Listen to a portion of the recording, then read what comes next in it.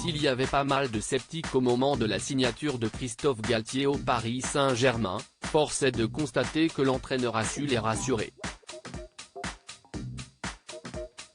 Après un épisode très compliqué sous les ordres de l'Argentin Mauricio Pochettino, les joueurs du club de la capitale semblent avoir retrouvé le sourire depuis la prise de fonction de l'ancien entraîneur de Nice.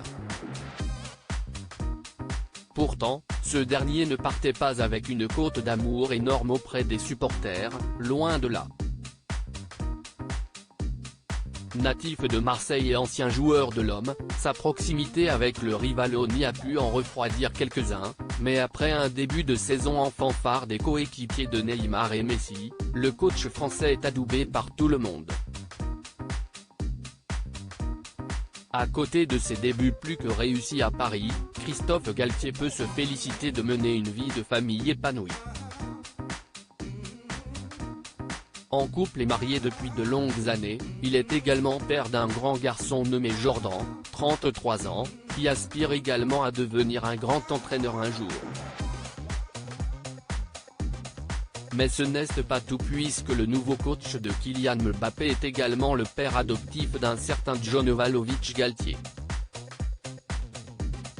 Il s'agit en fait du fils de sa compagne, qu'il a adopté il y a 5 ans de ça et qui joue un rôle primordial dans sa carrière, puisqu'il est son conseiller et à 34 ans, il défend les intérêts de son père adoptif depuis près de 5 ans maintenant.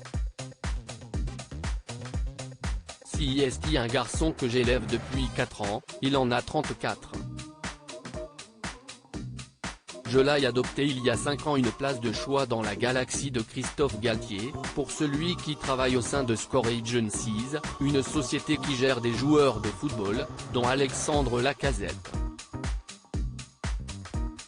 Très proche de son fils adoptif, l'entraîneur du PSG a réagi en février dernier suite à une polémique impliquant John et les possibles conflits d'intérêts qu'il pourrait avoir vis-à-vis de son père.